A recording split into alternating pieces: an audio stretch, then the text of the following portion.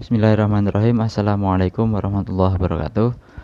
Jumpa lagi di channel YouTube Royhan Edi, dimana kita saat ini mendapat tugas untuk mereview jurnal internasional tentang tata kelola perusahaan industri keuangan Islam dan mitigasi risiko pasca krisis keuangan global.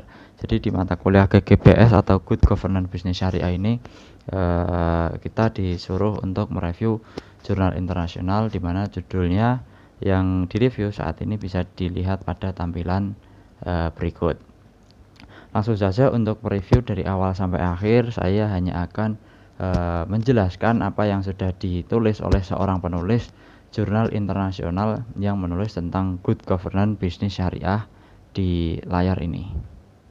Pada awal pembahasan ini, seorang penulis jurnal internasional ini mencoba untuk memperkenalkan kepada pembaca bahwa adanya krisis keuangan menjadi tantangan bagi pembuatan kebijakan dan regulator karena berusaha untuk menstabilkan pasar keuangan dan mencegah kehancuran, di mana penulis di sini membagi 3 tingkatan kegagalan utama dalam krisis, yaitu antara lain ada A, tingkat manajemen senior, B, tingkat dewan, dan C, tingkat regulator.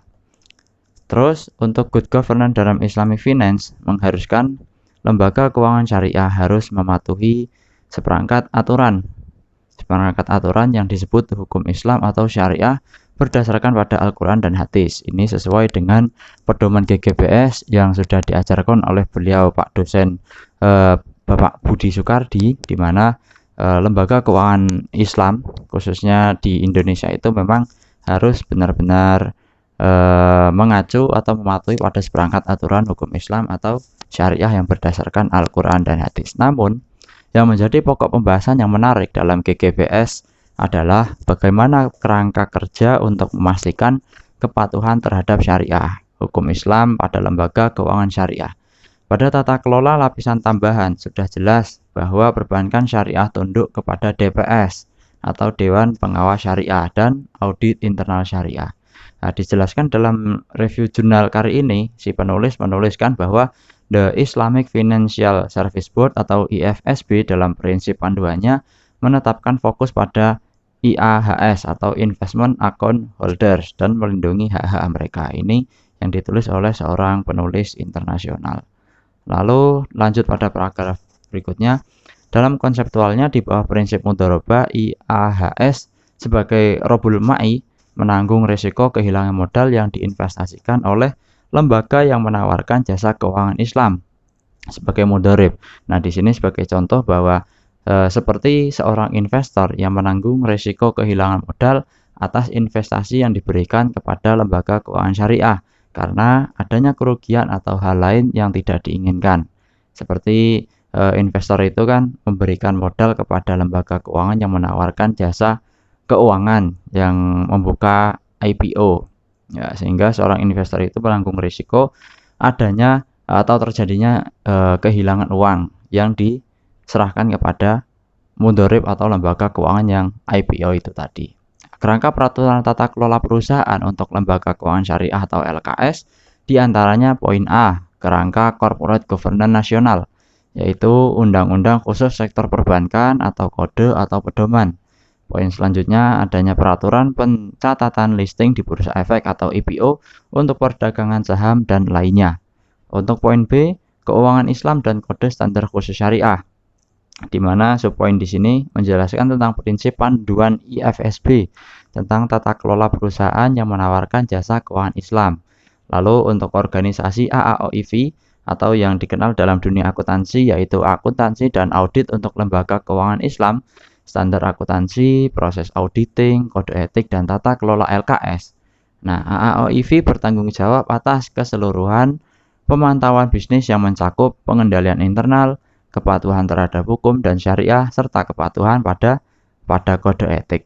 Lalu untuk yang IFSB menerbitkan standar termasuk pedoman pada elemen pengawasan lembaga yang menawarkan jasa keuangan syariah. Di sini tidak termasuk di dalamnya asuransi atau takaful dan reksadana syariah, hanya terfokus pada PBS atau perbankan syariah. Untuk poin yang selanjutnya, poin C, yaitu adanya standar dan kode internasional di mana prinsip-prinsip tata kelola perusahaan itu melakukan transparansi pengungkapan kebijakan dan praktik sehubungan dengan rekening investasi yang mereka tawarkan, laporan keuangan dan sebagainya. Ini dilakukan dengan cara transparansi atau berprinsip keterbukaan. Untuk memastikan kepatuhan terhadap prinsip syariah, Bank Syariah mempekerjakan individu penasehat atau Dewan Pengawas Syariah atau DPS dan kontrol internal yang mendukungnya. Di sini seorang penulis jurnal internasional menjelaskan bahwa DPS ini dibentuk oleh perbankan syariah yang mempekerjakan secara individual penasehat, sehingga membentuk Dewan Pengawas Syariah atau DPS itu tadi. Pada prinsipnya Dewan DPS hanya ada 5, yaitu tugasnya ada 5, antara lain memastikan fundamental bank syariah patuh terhadap prinsip syariah secara keseluruhan. Yang kedua, mengesahkan instrumen keuangan yang diizinkan melalui fatwa dan memverifikasikannya bahwa transaksi tersebut sudah sesuai dengan fatwa yang dikeluarkan. Dengan cara DPS mengeluarkan laporan pernyataan kesesuaian transaksi terhadap prinsip syariah, di mana hal ini sering dijadikan bank syariah sebagai integral dalam laporan keuangan tahunan.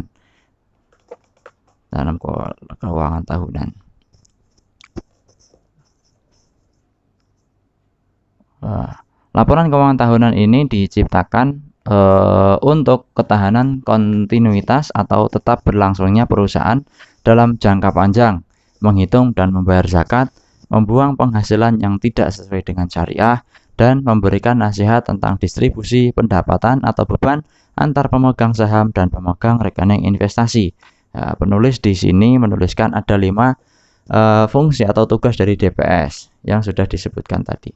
Untuk bukti empiris yang menunjukkan bahwa lebih dari 84% investor internasional global bersedia membayar lebih tinggi untuk saham perusahaan yang dikelola dengan baik daripada perusahaan yang dianggap kurang baik dalam catatan keuangan yang sebanding atau dalam satu sektor. Transparansi dan pengungkapan merupakan elemen kunci dari good governance bisnis syariah, dalam hal ini pada perbankan syariah. Praktik GBBS tidak hanya berdampak pada kinerja perusahaan dalam hal ekuitasnya, maksudnya dalam hal modal, melainkan menyebabkan bank dan lembaga pemeringkat memberikan peringkat kredit yang lebih baik, sehingga mengurangi biaya pinjaman perusahaan yang dikelola dengan baik, dan hal ini juga meningkatkan persepsi dan peringkat pasar suatu institusi dan secara positif mempengaruhi nilai pasarnya atau nilai market untuk perbankan syariah. Paragraf berikutnya, bank syariah melakukan beberapa hal pasca terjadinya krisis keuangan global. Nah, di sini penulis jurnal internasional ini juga menuliskan apa yang dilakukan bank syariah pasca krisis global. Di antaranya ada poin A, memulihkan kepercayaan pasar dan investor di sektor perbankan syariah. Setelah adanya krisis global, perbankan syariah berusaha untuk membuat investor kembali percaya lagi kepada perbankan syariah. Lalu yang B, memperkuat inovasi produk yang ditawarkan. Setelah adanya krisis, perbankan syariah berusaha untuk merombak atau memberikan inovasi pada produk yang baru agar antara lain investor tertarik, juga masyarakat umum ikut tertarik atas produk yang baru atau produk yang diinovasi tadi. Untuk yang C, memelihara budaya transparansi dan akuntability, yaitu keterbukaan dalam pengungkapan informasi keuangan kepada publik yang pencatatannya dilakukan sesuai dengan standar yang diberikan oleh dunia akuntansi atau AAOIV. Untuk yang D, bekerja sama dengan regulator dalam hal pengawasan kepatuhan syariah dan selalu mengingatkan regulator agar tetap berada pada prinsip independen, prinsip yang ada di tengah-tengah, tidak terintervensi politik dan bekerja secara kompeten dan berpengalaman. Untuk yang E, mengembangkan pengendalian internal yang ketat dan mengikuti prosedur pelaporan yang terdokumentasi dengan jelas. Dan poin terakhir yaitu sadar akan risiko yang mungkin akan terjadi di masa yang akan datang atau masa pasca setelah adanya krisis global. Contoh seperti saat ini adanya pandemi COVID-19 dan potensi risiko yang akan datang di hari esok atau selanjutnya. Itu tadi sekedar review dari jurnal internasional yang ditulis pada jurnal ini, dan untuk selanjutnya tugas GGBS ini juga memberikan tugas untuk mengkonsep mengkontekstualkannya atau menghubungkannya antara jurnal yang direview ini dengan keadaan perbankan syariah di Indonesia pada saat ini.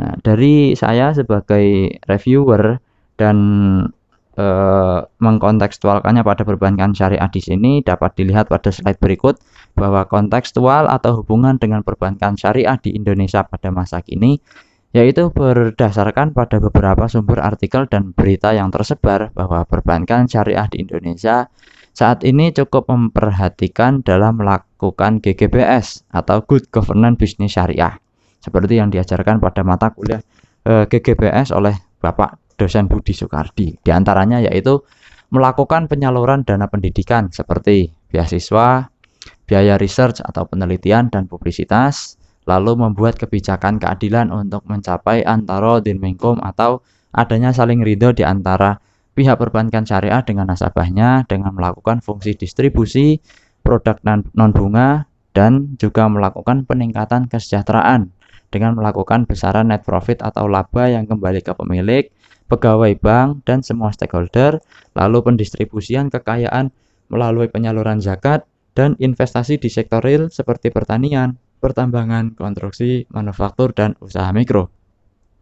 Untuk saat ini, poin A yang bisa dikonseptualkan antara review jurnal ilmu GGBS dengan keadaan perbankan syariah di Indonesia masa kini, yaitu untuk yang poin A, hasil review di sini mengatakan bahwa berusaha mematuhi UU Perbankan Syariah nomor 21 tahun 2008 tentang perbankan syariah, lalu PBI atau Peraturan Bank Indonesia nomor 11 33 PBI tahun 2009, lalu Surat Edaran Bank Indonesia atau SEBI nomor 12 13 DPBS dan SEOJK nomor 10 SEOJK 03 tahun 2014 tentang BUS dan UUS dengan melaksanakan self assessment pelaksanaan GGBS dan memastikan bahwa penerapannya sudah sesuai dengan ketentuan yang berlaku.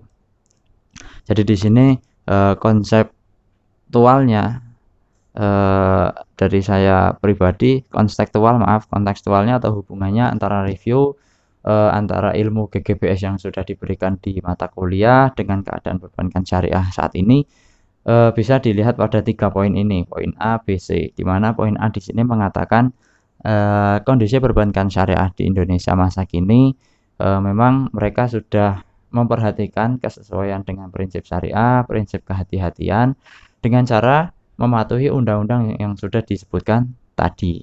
Itu inti dari poin A. Berusaha mematuhi pada UU, SEBI, PBI dan juga SEO OJK. Lalu untuk poin B, melakukan transparansi laporan keuangan. Transparansi di sini yaitu melakukan pelaporan keuangan dengan cara terbuka. Lalu akuntability yaitu melakukan perhitungan secara sesuai dengan aturan yang sudah ditetapkan oleh AAOIV dalam dunia akuntansi. Lalu untuk responsibility yaitu adanya responsibility pertanggungjawaban atas apa yang sudah dilakukan oleh pihak perbankan syariah untuk membuat investor dan stakeholder lainnya agar tetap percaya kepada bank syariah tersebut. Lalu ada profesional dengan standar etika yang ditentukan dan kewajaran atau fairness, ini yang terakhir.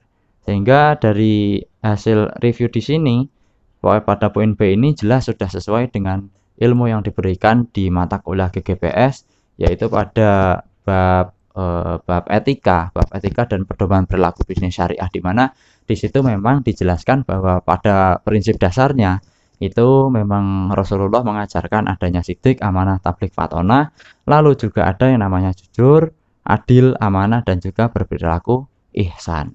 Nah, jelas di situ memang sudah adanya hubungan atau kontekstual antara review, antara ilmu GGBS yang diberikan dan juga hasil review yang sudah dilakukan ini. Itu pada poin B. Lalu untuk yang poin terakhir pada poin C, kebijakan umum tata kelola yang wajib dilaksanakan oleh seluruh jajaran internal, adanya kode etik internal yang disahkan oleh Dewan Komisaris dan Direksi dengan menempatkan peringatan atau menempelkan peringatan di kantor cabang maupun kantor pusat. lalu melakukan sosialisasi melalui pelatihan untuk memberikan pemahaman tentang GGBS, pengawasan aktif dari DPS atau Dewan Pengawas Syariah, lalu melakukan RUPS kepada semua stakeholder, memberikan sanksi bagi pelanggar kode etik GGBS berupa teguran sampai pada tahap pemecatan. Nah, sampai pada tahap pemecatan.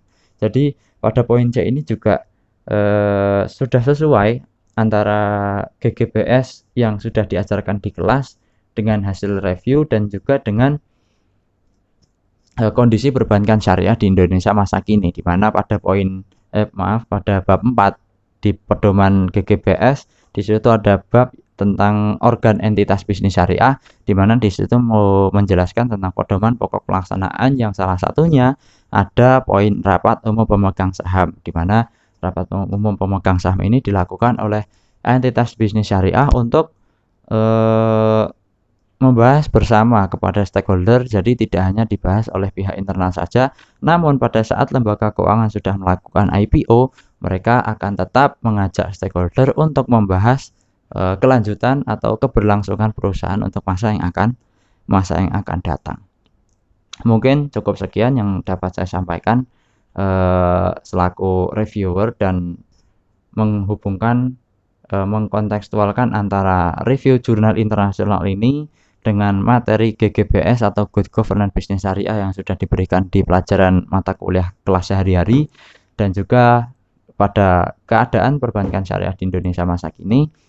Mungkin cukup yang bisa disampaikan. Apabila ada tutur kata yang kurang berkenan dan adanya pembahasan yang cukup membuat pembaca atau pendengar agak kurang berkenan, dari saya pribadi mengucapkan mohon maaf yang sebesar-besarnya dan terima kasih sudah menonton video ini sampai akhir pembahasan ini.